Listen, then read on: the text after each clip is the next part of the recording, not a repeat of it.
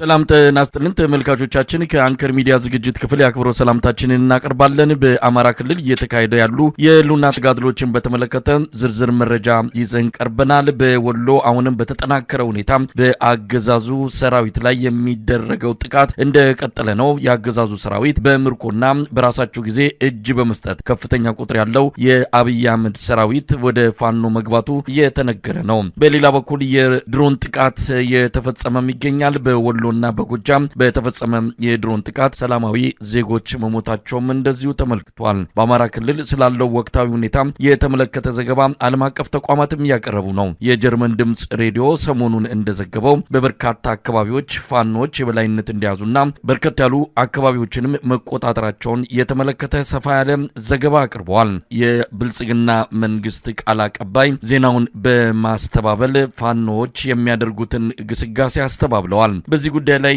ሰፋ አድርገን የምንመለከትበትን መረጃዎችን ይዘን መተናል። የዘውትር ተሳታፊያችን እንግዲህ መረጃዎችን ሊያቀርብልን ተዘጋጅተዋል። በጣም ነው ማመሰግነው። እንግዲህ ከድሎቹን ጀምር ምን አሉ አዳዲስ መረጃዎች? አመሰግናለሁ መሳይ። እንግዲህ ከሮብለት አመሻሽ ጀምሮ በቆቦ እና በዙሪያ ባሉ ወረዳዎች ላይ የአገዛዙ 49ኛ ክፍለ ጦር በጣም በከፍተኛ ደረጃ ወታደራዊ ሎጂስቲክሱን አጠናክሮ በብረት ተሽከርካሪዎች ወታደራዊ ተሽከርካሪዎች የታጀበ ወታደራዊ እንቅስቃሴ በማድረግ በተለይ የቆቦ ዙሪያ ወረዳዎችን ከፋኖ ኃይሎች ለማስለቀቅ ከፍተኛ ጥረት አድርጎ በከፍተኛ ደረጃ ተመቶ ምናልባትም በታሪክ ስላልተነገረለት ነው እንጂ ከወሎ ድሮች እጅግ የበዛው ከፍተኛ ኪሳራ የደረሰበት 49ኛ ክፍለ ጦር ከስታፍ አባላት በስተቀር ሙሉ በሙሉ ተደምስሶ አብዛኛዎቹ ሙትና ቁስለኛ በመሆን ቀሪዎቹ ደግሞ እጅ ሰጠው 49ኛ ክፍለ ጦር የምትባለው የአገዛዙ ጠንካራ ኃይል ተበትና ታሪክ ማድረግ ይችላል። የፋኖ ኃይሎች በዚህ ያልተማረው የአገዛዙ ኃይል እንደገና ተጠናክሮ በርካታ ኃይል ይዞ በመጓዝ በአምባሰል ተራራማና ስትራቴጂክ በሆኑ ወረዳዎች በተለይ በአራት ወታደራዊ ቀጠናዎች ላይ በጨፌ፣ ውጫሌ፣ ጭሳ፣ ሞርጌሳ በተባሉ ቀጠናዎች ላይ ከፍተኛ ጥቃት ለመሰንዘር ተንቀሳቅሶ ባደረገው ውጊያ ተበትኖ ነው የተመለሰው። በዚህ ቀጠና የአማራ ፋኖ ብሔራዊ ኃይል ምስራቅ አማራ ቀጠና በልጅ ኢያሱ ኮር ስር የሚገኙት ራምቦ ክፍለ ጦር፣ ራሳሊ ክፍለ ጦር፣ የእጁ ክፍለ ጦርና ባለሽሩጡ ክፍለ ጦሮች ጋር በተወጣጡ አህዶች ዛሬ ከጠዋቱ 12 ሰዓት ጀምሮ በዚህ ቀጠና ላይ ከፍተኛ የተባለ ውጊያ እየተደረገ ነው። የፋኖ ኃይሎችን በተለይ ከጨፌ እስከ ውጫሌ ባለው እንዲሁም ጭሳ እና ሁርጌሳ በተባሉ አካባቢዎች በሰነዘሩት የማጥቃት እንቅስቃሴ በተለይ ደግሞ ሁርጌሳ ከተማ ላይ የነበረውን የአገዛዙን ጠንካራ ምሽግ በመስበር በርካታ ጦር በመደምሰስ ቦታውን መቆጣጠር መቻላቸውንና ከዚህ በፊት የአገዛዙ ጦርችን ከተማ ከ2 ቀናት በፊት ይዣታለሁ ብሎ ያለምንም ውጊያ ፋኖዎች ከለቀቋት በኋላ ገብቶ የነበረ ቢሆንም የፋኖ ኃይሎች ስቦ በመምታት በሚለው ስትራቴጂያቸው መሰረት በርካታ ኃይሉ ተደምስሶበት ቦታዋንም ለፋኖ ኃይሎች ውርጌሳን ከተማ ለፋኖ ኃይሎች አስረክቦ መውጣቱን ለማወቅ ተችሏል። በዚሁ ቀጠና በአምባሰል ወረዳ በአገዛዙ ጦርና በፋኖ ኃይሎች መካከል አሁንም ከፍተኛ ውጊያ እየተደረገ ሲሆን በተለይ ማርዬ፣ ጨፍጨሬ፣ ኪንቴሪና ጉልቦ በተባሉ ቦታዎች ላይ በተደረገው እና እየተደረገ ባለው ውጊያ የልጅ ኢያሱ ኮር ከፍተኛ ድል መቀዳጀቱንና በተደረገውም ውጊያ ከ60 በላይ የአገዛዙን ጦር መደምሰስ መቻላቸውንና የበርካታ የጦር መሳሪያ መማረካቸውን እንዲሁም በርካታ ኃይሉ እጅ መስጠቱን ለማወቅ ተችሏል። መሳይ በጣም የሚገርመው ነገር ይሄ አንድ 49ኛ ክፍለ ጦር ከተመታ በኋላ 11ኛ እዝ 104ኛ ኮር 35ኛ ክፍለ ጦር በአምባሰል አካባቢ እየተደረገ ያለው አጠቃላይ የመንግስት ኃይል በዛ ቀጠና እየፈጸመ ያለውን የድሮን ጥቃት እንዲሁም በሲቪሎች ላይ እየተፈጸመ ያለውን ጥቃት በመቃወም በገፍ እጅ እየሰጠ እንደሚገኝና ይሄም በርካታ የማህበራዊ ድረገጾች ተለቆ ለህዝብ እየታየ እንደሆነ ለማወቅ ተችሏል። በአጠቃላይ ግን በዚህ ባለፉት 24 ሰዓታት የድሮን ጥቃት በአካባቢው ላይ እየተፈጸመ እንደሚገኝና በተለይ በራያ ግንባር በ19 ቦታዎች ላይ የድሮን ጥቃት መፈጸሙንና አሁን ደግሞ በዛሬው ዕለት ከባህር ዳር ከተማ አስተዳደር ስር የምትገኘው የሳተላይት ከተማ ተብላ የምትጠቀሰው ዳና ማርያም ላይ ከጠዋቱ 3 ሰዓት ላይ የድሮን ጥቃት በመፈጸም እናትና ልጅን ጨምሮ በርካታ ሲቪሎችን መግደሉንና በተደረገው አጠቃላይ በ24 ሰዓት ውስጥ በተደረገው ከ20 በላይ የድሮን ጥቃት በርካታው በሲቪሎች መኖሪያ አካባቢዎች ላይ አርፎ የሲቪሎችን ጉዳት እንዳደረሰና በመሰረተ ልማቶች ላይ በጤና ጣቢያዎች ላይ በሃይማኖት ተቋማት ላይ ድሮን በመጣል በአካባቢው ማህበረሰብ ዘንድ ከፍተኛ ጭንቀት እንደተፈጠረ ነው ማወቅ የተቻለው።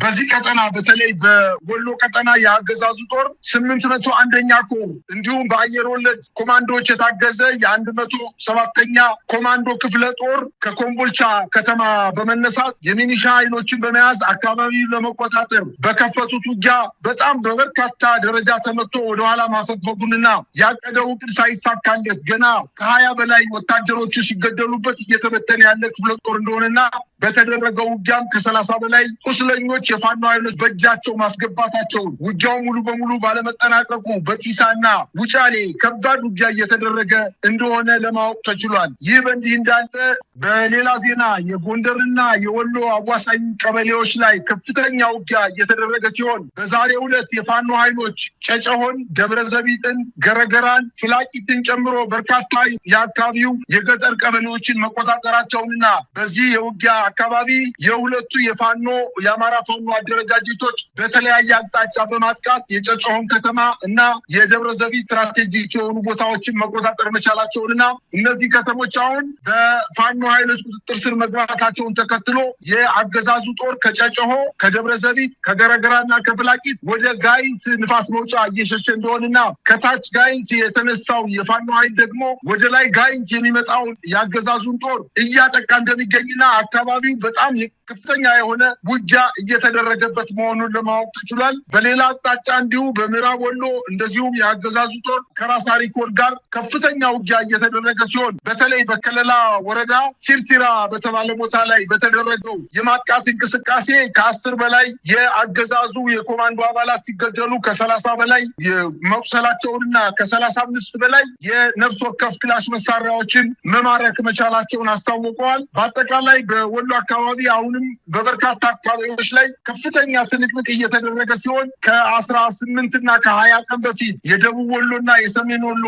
ወታደራዊ ጠቀሜታ ያላቸውን ቁልፍ ተራራዎችና ምሽጎችን የተነጠቀው የአገዛዙ ጦር መልሶ ለመያዝ በበርካታ አቅጣጫዎች ጥቃት እየሰነዘረ ቢሆንም የፋኖ ኃይሎች መልሶ በማጥቃትና ስቦ በመምታት በሚለው ስትራቴጂ በአንዳንድ ቦታዎችን ላይ ሙሉ በሙሉ በማጥቃት እንቅስቃሴ በመሄድ በርካታ ምሽጎችን እየደረመሱ ምሽጎችን መቆጣጠር መቻላቸውን ነው ያስታወቁት። ይህ ተከትሎ በዋድላ ድላንታ በተለይ በድላንታና በጋሸና አካባቢ አሁንም የመቂትን የገረገራን አካባቢ የፋኖ ኃይሎች እንዲሁም የጨጨሆንና የደብረዘቢጥ ከተሞችን በፋኖ ኃይሎች እጅ መውደቅ ተከትሎ አሁን በጠቀስኩልህ ጋሸናና በድላንታ አካባቢ የፋኖ ኃይሎች ወደ ከተማዋ ተጠግተው ምሽጎች ላይ ከፍተኛ ማጥቃት እንደሰነዘሩና በዛ አካባቢ የሚገኘው አርሶ አደር በሙሉ ነግበኔ ነው በማለት ከፋኖ ኃይሎች ጋር የቃታ ብረቱን ይዞ ከፋኖ ኃይሎች ጋር ወደ ውጊያ መግባታቸውን ነው ለማወቅ የተቻለው። እንግዲህ ከተማው አካባቢ በተጠቀሱት ከተሞች አካባቢ ከፍተኛ ውጥረት ነግሷል። መንገዶች ተዘግተዋል። ከወልዲያ ደብረታቦር የሚወስደው መንገድ በፋኖ ቁጥጥር ስር በመውደቁ የመከላከያ ኃይሉ በተራራ እና በቋጥኝ አካባቢዎች ራሱን መከላከል ላይ እንደሚገኝ ነው ለማወቅ የተቻለው። እንግዲህ በሰፋ ባለመልኩ ነው የሰሞኑን የአውደ ውጊያ ብሎችን በዝርዝር የገለጽክልን። የአብይ አህመድ አገዛዝ ይህን ያህል መጠነ ሰፊ ወታደራዊ እንቅስቃሴዎች በሚደረግበት በሰሜኑ የኢትዮጵያ በተለይ በወሎና ጎንደር በጎጃም ያለውን ሁኔታ በተመለከተ ከማይደብቅበት ደረጃ የደረሰ ይመስላል። የጀርመን ድምፅ ሬዲዮ የዘገበው ምናልባትም የፋኖች የጥቃት አድማስ እየሰፋ መምጣቱን ከተሞች መቆጣጠራቸው በትክክልም በገለልተኛ ሚዲያዎች በሚባሉት ጀርመን ድምፅ ሬዲዮ ጭምር እየተረጋገጠ መምጣቱ የአብይ አህመድ አገዛዝ የኢትዮጵያን ሕዝብ እያደናገረ የፋኖችን አለመኖር ለመግለጽ በሚል የሚጠቀማቸውን የተለያዩ ትርክቶችን ከዚህ በኋላ የሚቀበለው ሊኖር እንደማይችል በሚገባ የታየበት አጋጣሚ ነው ማለት እንችላለን።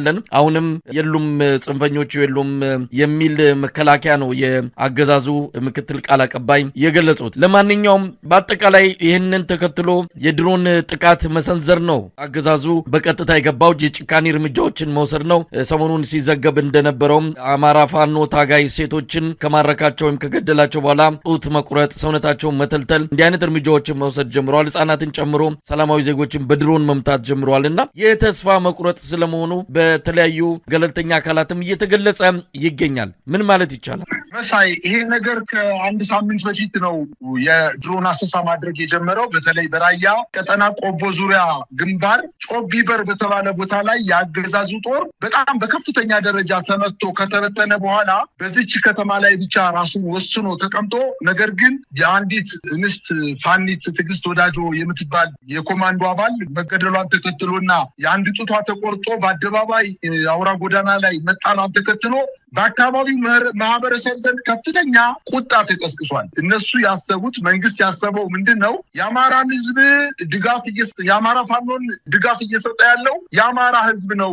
ጫካ ከደበቀው ሰው የደበቀው አይገኝምና ስለዚህ ከማህበረሰቡ መነጠል አለብን። ማህበረሰቡ መቃኝ መረረኝ ብሎ ወደ ሽሽት እንዲሄድና ለፋኖ ኃይሎች ድጋፍ እንዳይሰጥ ለማድረግ የማሸማቀቅ ስራ ለመስራት በቅድ የተነደፈ አዛዦች ማረጋገጫ የሰጡበት እስኪመስል ድረስ በተለያዩ አቅጣጫዎች የተጠና የሴቶች ታጋዮችን አጥፍሎ በመያዝ በመግደልና ጡታቸውን በመቁረጥ ከፍተኛ ጭካኔያዊ ተግባር የፈጸመ መሆኑና አሁንም ይሄ ተግባር የፋኖ ኃይሎችን ወደኋላ ግንባራቸውን አጥፈው ወደኋላ ሊመለሱ ባለመቻሉ በተለይ አቧሬ በዚህ በቆቦ ቀጠና አቧሬ፣ አርቢት፣ ጨፌ ሜዳ፣ አማንያ፣ ዳሞ፣ ዳኖ፣ ጮቤበር፣ ቀመሌ ተክለ ሃይማኖትና ቀለበት፣ ሆርማት፣ ዋሳ፣ አሳመምቻ፣ አረፋ ጊዮርጊስ፣ ካኩለሽ በሚባሉ አካባቢዎች ከፍተኛ የድሮን አሰሳ ማድረግ ተጀመረ። 3 ቀናት ሆኖታል። ነገር ግን የፋኖ ኃይሎች የሚገርመው ነገር ከልምዳቸው በመነሳት የድሮን እንቅስቃሴ በሚደረግበት ሰዓት ልክ እንደ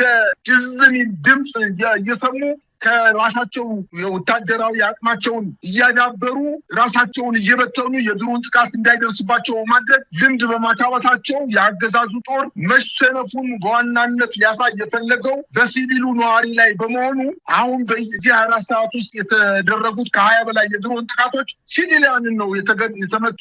የጤና ተቋማት፣ ትምህርት ቤቶች፣ የሃይማኖት ተቋማት እና በገጠር አካባቢዎች ደግሞ የግለሰብ ቤቶችን በመምታት ቤተሰቦቻቸው ውጊያ ስለሚደረግ በቤት ራሳቸውን አቅበው የነበሩ እናትና ልጆችን ጨምሮ በርካታ ንጹሃን ሰዎችን እየገደለ ነው የሚገኘው። ነገር ግን ይሄ ግድያው የአማራ ህዝብን ለፋኖ ከሚያደርገው ድጋፍ ወደኋላ የሚመልሰው አይደለም። እንዲያውም በጋሸናና አሁን በጠቀስኩልህ ከተሞች አካባቢ የፋኖ ኃይሎች ራሳቸውን ችለው እየተዋጉ ባለበት ሰዓት የከተማው አባት አርበኛ፣ የከተማው ወጣት፣ የከተሞች በሙሉ ጎልማሳው ሳይቀር የቃታ ብረቱን እያያዘ ከፋኖ ኃይሎች ጋር እየተቀላቀለ እንደሚገኝ ነው መረጃዎች የደረሱኝ። ይህን ተከትሎ መሳይ በዋግምራ አካባቢም በትናንትናው ዕለት ጋዝጊብላ በሚባል ወረዳ ላይ የፋኖ ኃይሎች በሰነዘሩት የማጥቃት እንቅስቃሴ አስ የምትባል እጅግ በጣም ጠንካራ ወታደራዊ ምሽግ የነበረችውን ከተማና ሐሙሲት የምትባለውን የሰቆጣ አካባቢ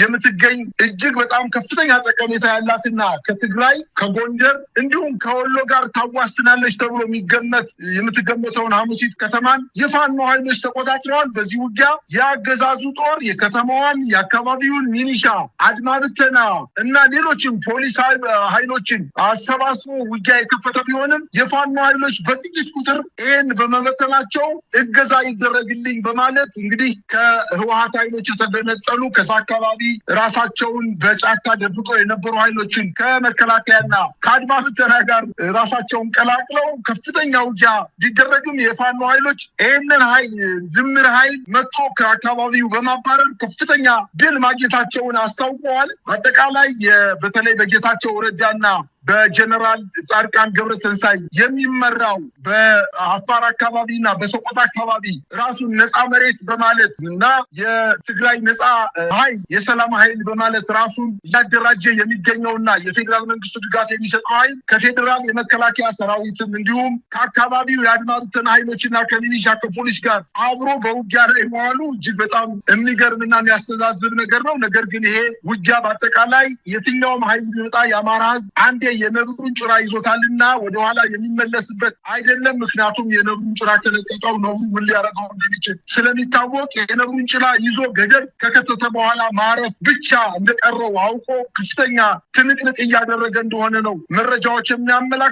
በጎጃም አካባቢ እንዲሁ መሳይ ቡሬ ዳሞት አካባቢ ከቡሬ ከተማ በቅርብ ርቀት የምትገኘው ከተማ የቁጭን ከተማ ወደ ወለጋ የምትወስድ መንገድ ናት። ቁጭን የምትባለው ከተማ እዚች ከተማ አካባቢ በሽንዲ እና በቡሬ ዙሪያ የሚገኙ ፋኖች የቁጭን ከተማ የፋኖ ኃይሎች አጥቅተው የመከላከያ ሰራዊቱ ምሽግ ደርምሰው በመግባት ከተማዋ ሙሉ በሙሉ ተቆጣጥረዋታል። አሁን ከተማዋን በፋኖ እጅ መውደቋን ተከትሎ በቡሬ አካባቢ ያለው የመከላከያ ሰራዊት ራሱን በምሽግ አድርጎ የፋኖ ኃይሎችን መምጣት እየተጠባበቀና በከፍተኛ ስጋት እንደሚገኝና የቡሬ ከተማ ነዋሪ ወደ ቤቱ ገብቶ ራሱን ከጥቃት ለመከላከል ጥረት እያደረገ እንደሆነ ነው መረጃዎች የሚያሳዩት። በአጠቃላይ ሰራዊቱ በአማራ ክልል ለአንዴና ለመጨረሻ እያለ 10 ጊዜ እየተበተነ እጅ እየሰጠ መሳሪያውን ለፋኖ ኃይሎች እያስታጠቀ የፋኖ ኃይሎችን በማደራጀቱና በማስታጠቁ ምክንያት አሁን የሌላ ኃይሎችን የትግራይ ኃይሎችን ከኔ ጋር አግዛችሁ ግጠሙኝ በማለት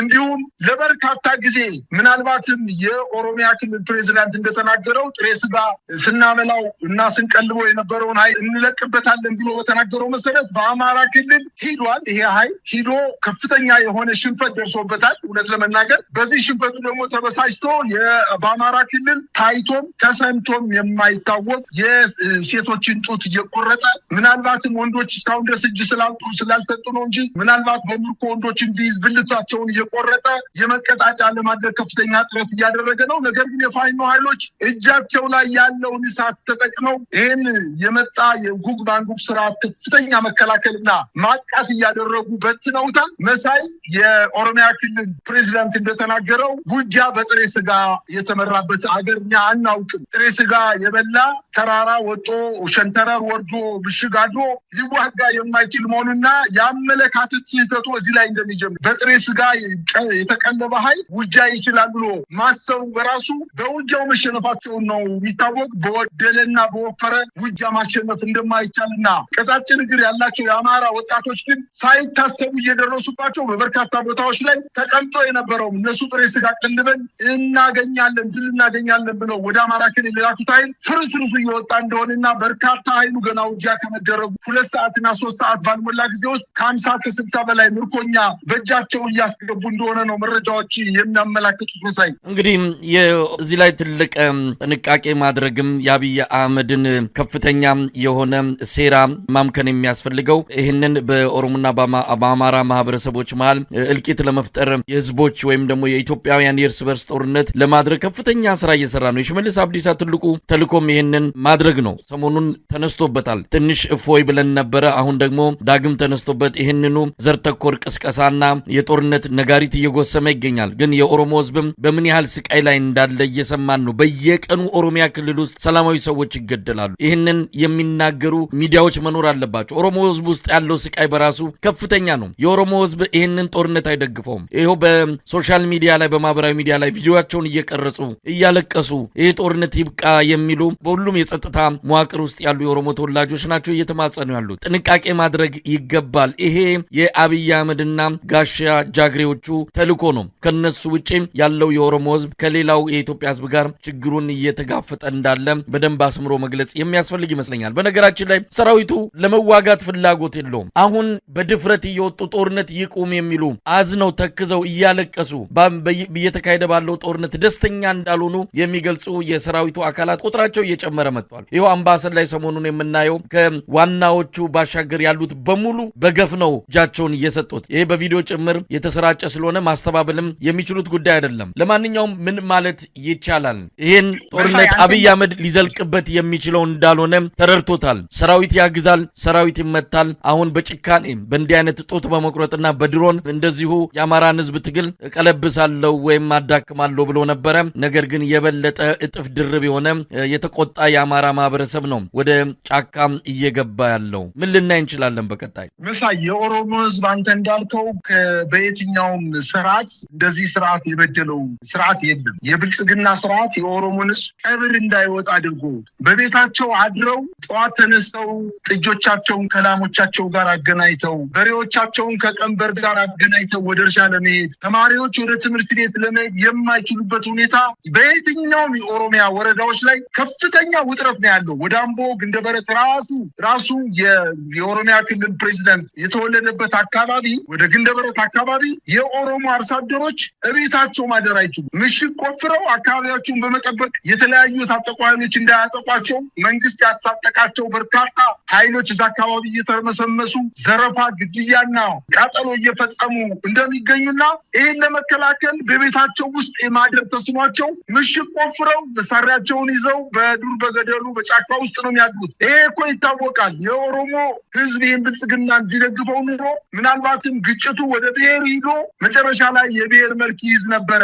ነገር ግን አይደለም። ታንቀው የሚመጡ የኦሮሞ ልዩ ኃይሎች ሰልጥነው ጭንቅላታቸውን አጥበው እንደገና መልሰው ጥላቻ አስገብተው የሰደዷቸው ኃይሎች ናቸው ይሄን የሚፈጽሙት። ይሄንን የፈጸሙት ደግሞ የኦሮሞ ህዝብ ነው ማለት በፍጹም አይቻልም። የኦሮሞ ህዝብ ከፍተኛ በደል እየደረሰበት ነው በአሁኑ ሰዓት። ነገር ግን ራሱ የአማራ ህዝብ ያፈራቸው ያፈጠራቸው የአማራ ህዝብ ማርና ወተት እየቀለበ ያሳደጋቸው የአማራ ብልጽግና ካድሬዎች መሳሪያ አንግበው፣ የአማራ ፖሊሶች መሳሪያ አንግበው፣ የአማራ ልዩ ኃይሎች መሳሪያ አንግበው ፋኖ ለመውጋት እየተንቀሳቀሱ ነው። ስለዚህ የስርዓት ውጊያ ነው እንጂ እየተደረገ ያለው የብሔር ውጊያ እየተደረገ እንዳልሆነ የአማራ ህዝብ ጠንቅቆ ያውቃል። ለዛም ነው እኮ የኦሮሞ ወጣቶችን ፋኖቹ ሲማርኩ በኦሮምኛ ለቤተሰቦቻችሁ ተናገሩ፣ እናንተ እንዴት እንደተያዛችሁ፣ ከተያዛችሁ በኋላ ፋኖ እንዴት እንደተንከባከባችሁ፣ የበደላችሁም ነገር ካለ በደላችሁ ለህዝባችሁ አሳዩ፣ ያገዝናችሁም ነገር ካለ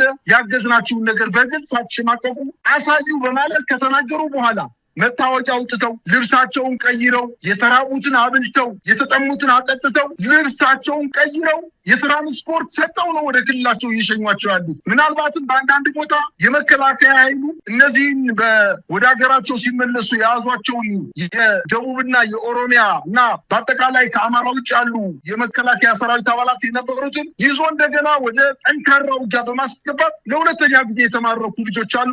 እንደዛም ሆኖ የፋኖ ኃይሎች ምንም አላደረጓቸውም፣ እየተንከባከቧቸው ነው። ምክንያቱም ስርዓቱ ምን ሊያደርግ እንዳሰበ ጠንቅቀው ቀድሞ ስላወቁ ማለት ነው። ለምሳሌ ችግሩ አሁን የተፈጠረው በአማራ ክልል ጡት እየተቆረጠ ነው።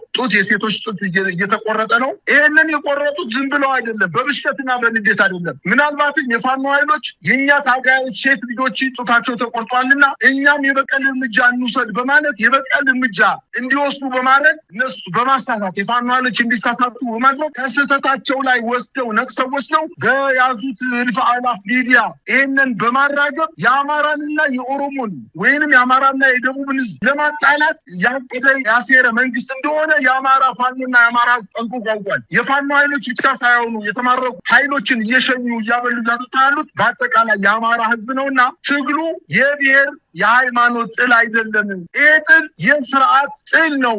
ስርዓቱ የብልጽግና ስርዓት ከአማራ በሰላም እንኑር፣ በሰላም አርሰን እንኑር ብሎ ወደ ትግል የገባውን የአማራ ፋኖ ኃይሎች ጋር እየተደረገ ያለ ጥል ብቻ እንደሆነ የሌሎች ብሔር ብሔረሰቦች ራሳቸው ጠንቅቀው ያውቁታል። እያመሰገኑ ነው እኮ ልጆቻቸው ተልከውላቸው ልጆቻቸውን በሰላም ያገኙ እናቶች ደስታቸውን እየገለጹ ነው። በዚህም የአማራና የኦሮሞ ህዝብን ለማጣላትና ለማጋደል ያሴረው ሴራ እና ምናልባትም በዘመኔ መካከል አሁን የቀረችኝን ማምሻ ዕድሜ ማስቀጠል እችላለሁ ብሎ ብቸኛ የቀረው ነገር ጡት በመቁረጥ በማበሳጨት ፋኖዎችን ወደ ስህተት እንዲገቡ የተማረኩ ወታደሮችን እንዲረሽኑና ተመሳሳይ ድርጊት ፈጽመዋል። ይሄው መጀመሪያ ጡታቸውን የቆረጧቸው የራሳቸው ናቸው።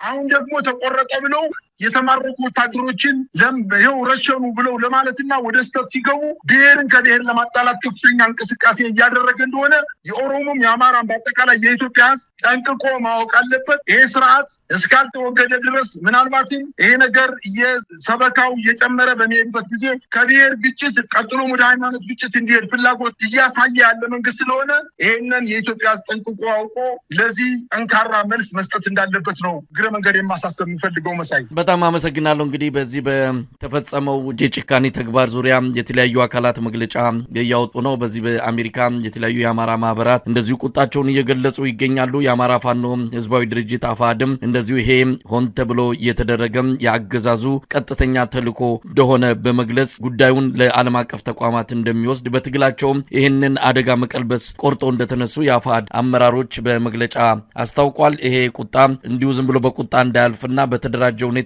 የአማራ ህዝብ መልስ የሚሰጥበት ጊዜ መድረሱን ነው አፋድ ያስታወቀው። እንግዲህ ጉዳዩን ወደ ዓለም አቀፍ ደረጃ ለመውሰድ የኢትዮጵያ ህግ ባለሙያዎች በተለያዩ ሀገራት የሚገኙ እየመከሩበት እንዳለ ነው መረጃዎች የሚያሳዩት። ይህንን እየተከታተልን የምናቀርብ ይሆናል። በጣም ነው ማመሰግን። እኔም አመሰግናለሁ መሳይ።